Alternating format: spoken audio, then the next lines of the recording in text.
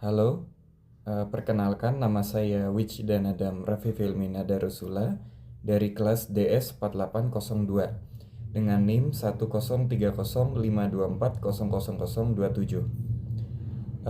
Di sini saya akan mempresentasikan pengerjaan saya terhadap tugas CLO1 Kalkulus. Pada tugas ini terdapat dua soal. Ini soal pertama, kemudian ini soal nomor 2. Pada soal nomor pertama itu terdapat sebuah persamaan fungsi eksponen dengan bentuk umum fx sama dengan a dikali b pangkat x tambah c yang melewati titik-titik 0,4, 1,7 dan 2,13. Pada soal ini nanti kita akan mencari nilai a, b, dan c. Kemudian kita juga akan mencari nilai f-1 dan f3. Kita akan mencari nilai bilangan bulat minimum sehingga fz lebih dari 1 juta. Dan kita akan mencari nilai bilangan bulat maksimum dari z sehingga fz kurang dari 1001. Ini pada soal nomor 2 itu terdapat persamaan fungsi logaritma dengan bentuk umumnya fx sama dengan logaritma x terhadap basis a, dengan a adalah bilangan real non negatif. Nah, ini grafik tersebut bentuknya seperti ini. Kita nanti akan mencari nilai f0 dan f1 jika ada. Kemudian kita akan mencari titik x ketika y sama dengan 1. Terus kita akan menentukan nilai a dan mencari domain dari fungsi fx. Oke, kita langsung lanjut saja ke pembahasan mulai dari nomor 1. Oke, di sini saya akan menggunakan Microsoft OneNote untuk melakukan pengerjaan terhadap tugas ini.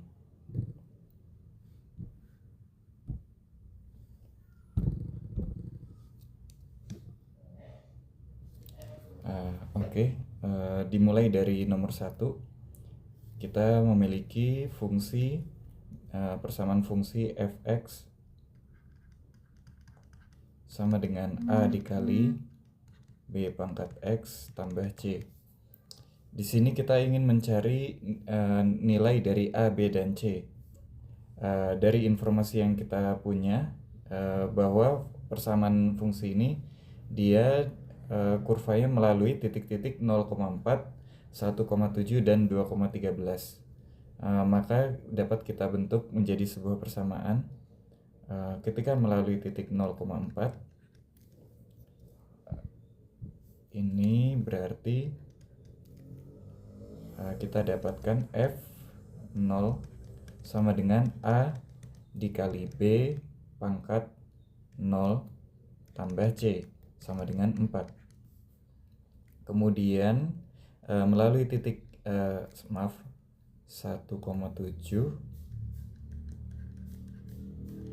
kita dapatkan persamaan kedua, yaitu f1 sama dengan a dikali b pangkat 1 tambah c sama dengan 7. Kemudian melalui titik yang ketiga itu 2,13 dan kita dapatkan persamaan yang ketiga, yaitu f2 sama dengan a dikali b pangkat 2 ditambah c sama dengan 13. Oke, ini kita namakan ini persamaan 1. Kita dapat berarti dari sini persamaan 1 a tambah c sama dengan 4. Ini persamaan 1. Kemudian persamaan 2a kali b tambah c sama dengan 7. Ini persamaan 2. Kemudian persamaan 2. Kemudian persamaan ketiga a dikali b kuadrat ditambah c sama dengan 13. Persamaan ketiga. Dari ketiga persamaan ini kita dapat mencari nilai a, b, dan c. Yaitu pertama kita akan mengeliminasi nilai dari c. Saya di sini akan menggabung persamaan 2 dan 1 melalui eliminasi. Berarti AB tambah C dikurang A tambah C. C-nya hilang, jadi A kali B dikurang A sama dengan 7 dikurang 4. Kurang 4. Langsung aja 7 dikurang 4 berarti sama dengan 3. Ini kita namakan persamaan 4. Oke, kemudian ini saya faktorisasi bentuknya jadi A dikali B-1 sama dengan 3. Ini persamaan 4.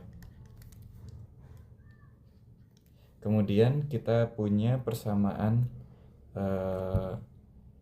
3 dan 2 saya gabung sehingga menjadi persamaan 5. Ini saya eliminasi juga untuk menghilangkan C-nya. Berarti kita dapat AB kuadrat dikurang AB sama dengan 13 dikurang 7 sama dengan 6. Kemudian saya faktorisasi, AB-nya keluar, jadi AB dikali B-1 sama dengan 6. Ini persamaan ke-5. Nah, dari sini C sudah dieliminasi, menyisakan kedua persamaan yang tidak memiliki C. Kemudian kita akan mencari nilai A dan B-nya. Saya akan menggabungkan persamaan 4 dan 5 dengan cara kita tahu kalau misalkan ada A sama dengan B, kemudian C sama dengan D, maka dapat disimpulkan bahwa A per C sama dengan B per D. Jadi dengan cara yang sama kita bisa lakukan A kali B kali B-1 persamaan 5 ini dari persamaan 5 dibagi yang sisi kiri di persamaan 4, A dikali B-1 sama dengan yang di sisi kanan persamaan 5, 6 dibagi 3 dari persamaan 4. Nah, ini kita dapatkan ini persamaan 6. Dari persamaan 6 ini itu A dan A saling menghabiskan, kemudian B-1 dibagi B-1 jadi sisa B. Di sini sisa B 6 dibagi 3 2. Nah, kita dapatkan di sini B sama dengan 2. Nah, ini B sama dengan 2. Kemudian kita mencari nilai dari A plus C dari persamaan 2. Tadi kan persamaan 2 itu A dikali B ditambah C sama dengan 7. Kemudian B-nya 2, maka kita dapatkan 2A tambah C sama dengan 7. Nah, di sini kita punya persamaan tadi A plus C, C sama dengan 4. Dari sini kita dapatkan, kita eliminasi, menghasilkan 2A plus C dikurang A plus C, jadi A sama dengan 3. Kita dapatkan A sama dengan 3, kemudian C-nya kita tahu A plus C sama dengan 4, berarti C sama dengan C sama dengan 4 dikurang 3 sama dengan 1. Kita dapatkan C-nya 1. Sehingga kita sudah mendapatkan 3 nilai, A3, B-nya 2, C-nya 1. Berarti persamaan fungsi tersebut dapat kita tuliskan kembali menjadi fx sama dengan tadi A-nya 3 dikali B-nya 2 pangkat x ditambah 1. Nah, ini kita sudah dapatkan nilai A, B, dan C. Sekarang kita lihat di sini dia kita tentukan domainnya. Sekilas kita tentukan domainnya. Di sini x-nya itu dia bisa memenuhi buat semua bilangan real, tidak terbatas ya. Jadi bisa dari min tak hingga tak hingga, dia tidak dia selalu terdefinisi. Jadi dapat kita tuliskan df di sini sama dengan minus tak hingga tak hingga. Ini domain fungsinya. Terus kalau kita lihat dari kodomainnya, ini kita lihat, kita tinjau, kalau kan dia tidak dia selalu terdefinisi ya di antara min tak hingga dan tak hingga. Berarti kita cuma lihat batasnya aja. Gimana sifat dari kurva tersebut jika x yang mendekati min tak hingga, dan gimana sifat dari fungsi tersebut kurvanya itu jika kalau x yang mendekati tak hingga. Kita tinggal menentukan itu saja. Jadi di sini kita lihat, kita ingin mencari kodomennya gimana kalau sifat dari kurva tersebut mendekati ketika x-nya mendekati minus tak hingga dari fx. Nah, dengan cara seperti ini berarti kita dapatkan limit x mendekati minus tak hingga dari tadi fx itu sama dengan 3 dikali 2 pangkat x plus 1. Dari sini kita dapatkan berarti kita substitusi x ya sama dengan min tak hingga, sehingga kita dapatkan 3 dikali 2 pangkat minus tak hingga plus 1. Nah, dari sini kalau saya ubah bentuknya agar terlihat sederhana, jadi 3 dikali 1 per 2 pangkat tak hingga plus 1. Nah, dari sini artinya ini kan mendekati tak hingga ya. Jadi ketika x yang mendekati minus tak hingga, nah si 1 per 2 pangkat tak hingga ini kan dia nilai positif. Nah berarti dia mendekati 0 dari arah positif. Karena 1 dibagi sesuatu yang hasilnya sesuatu yang positif, penyebutnya berarti dia hasilnya juga positif. 1 dibagi sesuatu bilangan bulat positif yang besar mendekati tak hingga, itu hasilnya akan mendekati 0. Kemudian 0 yang mendekati kemudian dikalikan dengan 3 berarti akan menjadi 0 positif. Maksudnya sesuatu bilangan yang mendekati 0 dari arah positif. Hasil dari 3 dikali itu berarti ditambah 1 ditambah 1.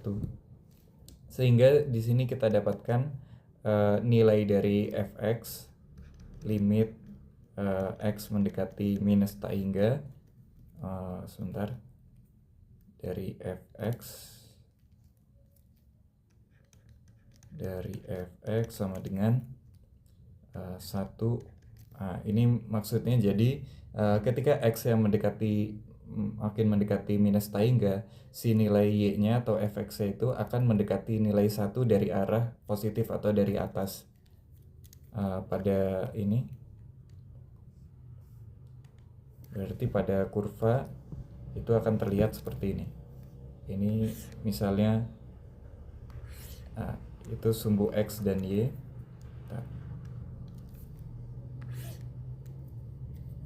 Nah, di sini kita lihat berarti ini kurvanya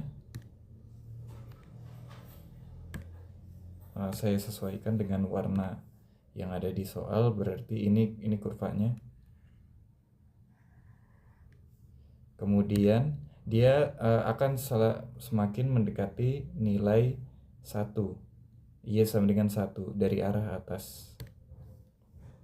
Saya gambarkan warna merah. Ini. Nah, ini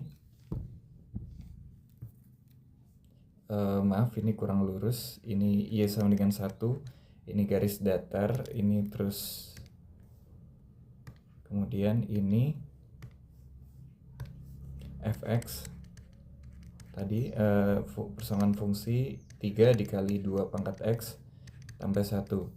Nah, ini kalau kita lihat kurva dari persamaan fungsi eksponen dan tersebut dengan garis datar y sama dengan 1, itu terlihat bahwa kedua garis ini dia semakin mendekati ini, tapi tidak pernah bersentuhan. Jadi sehingga kita dapat simpulkan y sama dengan 1 merupakan garis asimtot datar dari persamaan fungsi eksponen tersebut. Karena dia nilainya semakin mendekati x, semakin x yang mendekati minus tak hingga, nilai y-nya akan semakin mendekati 1 dari arah atas, dari arah positif. Oke, berarti di sini kodomennya kita dapat RF itu sama dengan 1 mulai dari 1 hingga tak hingga, kayak gini.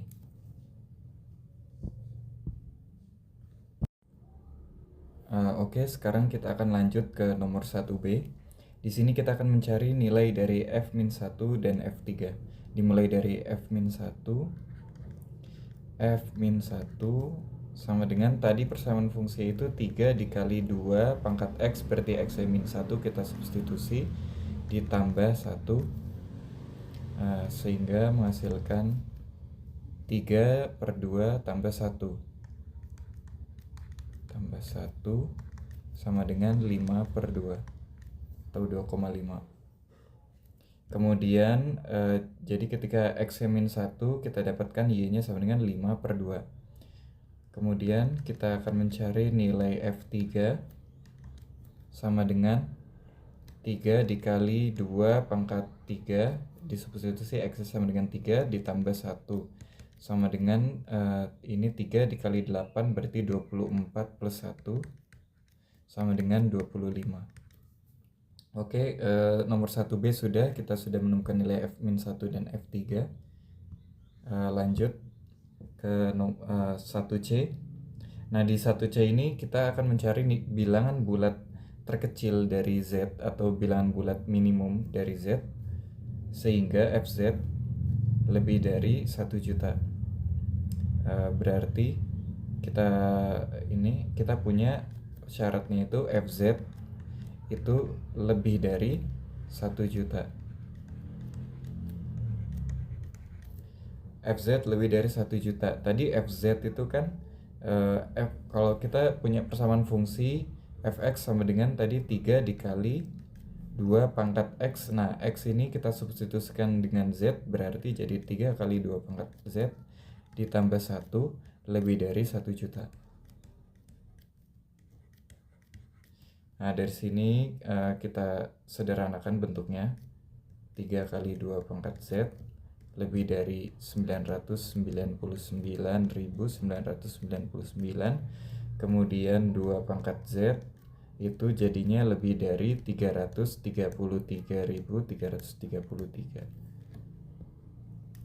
Dari sini dapat kita sisakan z di sisi kiri sehingga z itu lebih dari logaritma ini basisnya 2 dari 333.333. Nah, ini nilainya mendekati sekitar 18,34 sekian. 34.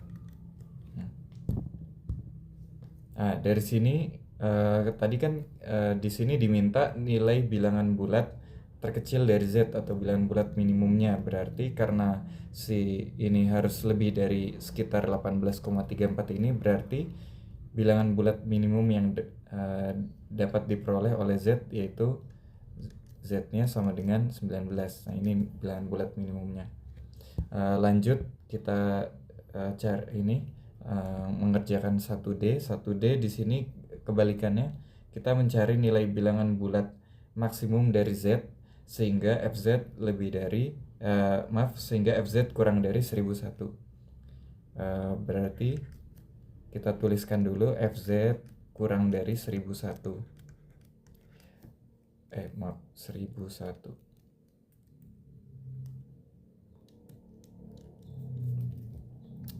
Di sini dengan cara yang sama berarti kita substitusikan ke persamaannya tadi, Z-nya 3 kali 2 pangkat Z tambah 1 kurang dari 1001.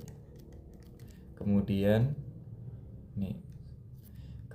3 kali 2 pangkat Z itu kurang dari 1000. Kemudian 2 pangkat Z itu kurang dari 1000/3. Dari sini kita sisakan Z di sisi kiri. Kita dapatkan logaritma dengan basis 2 dari 1000/3. Nah, ini nilainya mendekati nilainya itu sekitar 8,38 sekian. Nah, dapat kita simpulkan bahwa karena Z kurang dari 8,38 sekian, berarti dapat kita simpulkan nilai bilangan Z maksimumnya yaitu Z sama dengan 8. Ini bilangan bulat maksimumnya atau bilangan bulat terbesar dari Z.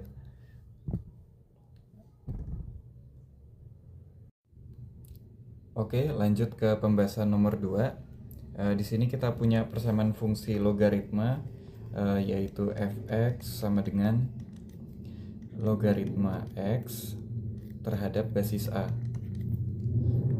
Dengan a-nya itu bilangan real non negatif. Nah, di sini kita akan mencari menentukan nilai f0 dan f1 jika ada.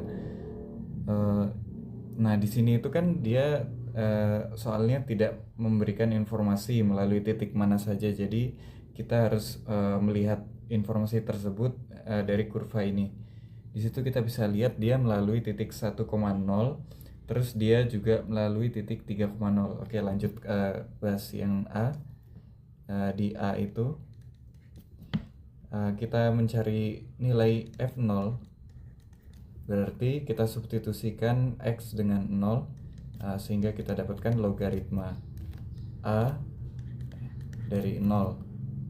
Nah, ini berarti di sini kita cari nilai y-nya itu berapa, a pangkat berapa, itu yang menghasilkan 0. Nah, di sini kan artinya tidak terdefinisi ya. Jadi karena itu tidak ada kan a pangkat berapa yang hasilnya 0, sehingga x sama dengan 0 di sini itu tidak terdefinisi. Tidak terdefinisi pada kurva tersebut. Nah, makanya di situ bisa kita lihat itu kurva tersebut dia semakin mendekati x sama dengan 0. Nah, itu bisa kita bilang dia adalah garis asimtot datarnya. X sama dengan 0 itu garis asimtot datar dari persamaan fungsi tersebut. Oke, lanjut kita cari f1.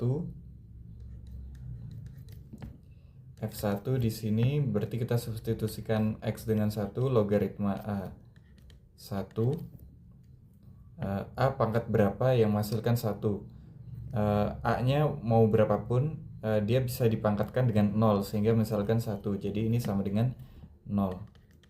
Sehingga kita dapatkan ketika x-nya sama dengan 1, maka y-nya sama dengan 0. Nah, itu pada kurva yang ada di soal kita bisa lihat dia melalui titik 1,0. Nah, ini 1,0. Oke, sekarang kita lanjut ke pembahasan yang B. Di B sini kita disuruh mencari titik x sehingga y menghasilkan nilai y sama dengan 1. Mudah saja, kita tinggal lihat kurva. Pada kurva ketika y sama dengan 1, x-nya sama dengan 3. Artinya dia melalui titik 3,1. Berarti ini kita dapatkan nilai x-nya sama dengan 3. Karena dia melalui titik 3,1. Oke. Terus habis itu untuk yang C menentukan nilai A. Nah, dari sini kita cara menentukan nilai A, kita pakai di sini titik 3,1, kita substitusikan ke dalam persamaan fungsi logaritma tadi. Berarti kita dapatkan F3 itu sama dengan tadi logaritma A terhadap logaritma basis A dari x-nya 3 sama dengan y-nya tadi 1 ya. Nah, ini kita sudah dapat dari sini, berarti dapat kita simpulkan bahwa A pangkat 1 itu sama dengan 3. Dan kita dapatkan A sama dengan 3. Jadi nilai A sama dengan 3. Oke, kita lanjut ke pembahasan yang 2D. Di sini kita disuruh menentukan domain dari fungsi fx. Sebelumnya kan kita sudah menemukan itu ya, nilai dari A-nya sama dengan 3. Maka bisa kita tuliskan kembali. Ini saya tuliskan kembali dulu persamaan fungsinya, berarti fx sama dengan logaritma basis 3 terhadap x dari x. Kayak gini. Terus habis itu kita ingin menentukan domain dari fungsinya. Sebelumnya kita sudah mendapatkan informasi bahwa dia tidak terdefinisi di ketika x-nya sama dengan 0 kan. Pada kurva kita bisa lihat pada x sama dengan 0 itu kurvanya makin mendekati dari arah kanan, sehingga ini kalau kita lihat, kita tinjau limit ini x mendekati 0 dari arah positif, berarti kan dari arah kanan dari fx itu sama dengan limit x mendekati 0 dari arah positif dari logaritma basis 3 dari x, kayak gini. Ini saya substitusikan, berarti ini limit berarti logaritma basis 3 dari 0 positif, maksudnya dia mendekati 0 dari arah positif. Nah ini saya ubah bentuknya, jadi berarti ini logaritma 3 0 positif, ini saya ubah bentuknya menjadi sesuatu 1/3 pangkat sesuatu yang mendekati positif tahingga, berarti kan sini positif tahingga. Nah ini saya ubah bentuknya jadi seperti ini. Nah dari sini kita bisa lihat bahwa 3 pangkat berapa yang menghasilkan 1/3 pangkat sesuatu yang mendekati tahingga, positif tahingga, berarti kan artinya 3 pangkat ini minus tahingga ya, jadi mendekati minus tahingga. Artinya apa? Artinya ketika x-nya, ini saya tuliskan kembali, berarti kesimpulannya ini limit x mendekati 0 dari arah positif dari fx itu sama dengan minus tahingga. Maksudnya jadi ketika x yang mendekati 0 dari arah positif, y-nya makin mendekati minus tahingga atau fx-nya makin mendekati minus tahingga. Terus kemudian kita lihat kalau dari kita tinjau ketika x-nya makin mendekati positif tahingga dari fx, berarti kita dapatkan di sini limit x mendekati tahingga dari ini logaritma basis 3 dari x. Nah ini kita substitusikan, berarti logaritma basis 3. Nah ini kita substitusikan dengan tahingga, sehingga kita dapatkan 3 pangkat berapa yang hasilnya nilainya mendekati tahingga, otomatis berarti 3 pangkat sesuatu yang mendekati tahingga juga, berarti kita dapatkan tahingga. Sehingga dapat kita simpulkan ketika x-nya makin mendekati tahingga, y-nya juga mendekati tahingga. Berarti kita dapat simpulkan domain dari fungsinya di sini itu 0 hingga positif tahingga. Terus habis itu kodomainnya di sini kita dapatkan minus tahingga ketika x yang makin mendekati 0 dari arah positif, itu y-nya makin mendekati minus tahingga, berarti batas bawah dari range-nya atau kodomainnya minus tahingga hingga positif tahingga tadi. Semakin mendekati tahingga, y-nya juga semakin mendekati tahingga.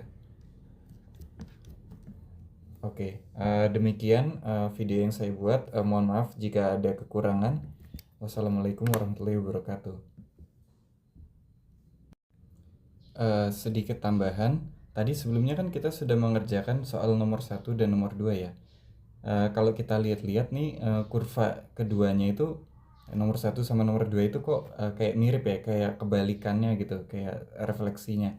Karena kalau kita lihat dari bentuk umumnya sendiri, misalkan persamaan fungsi eksponen itu fx sama dengan a dikali b pangkat x tambah c. Kemudian karena itu mirip kayak refleksinya, sehingga dapat kita simpulkan bahwa persamaan fungsi eksponen itu merupakan inverse dari fungsi persamaan logaritma, dan begitupun sebaliknya, persamaan fungsi logaritma merupakan inverse fungsi dari persamaan eksponen. Jadi ini kalau kita bentuk inverse-nya, kita akan mendapatkan logaritma basisnya b dari x min c per a. Nah ini Itulah mengapa keduanya itu seperti cerminan satu sama lain. Oke, sekian.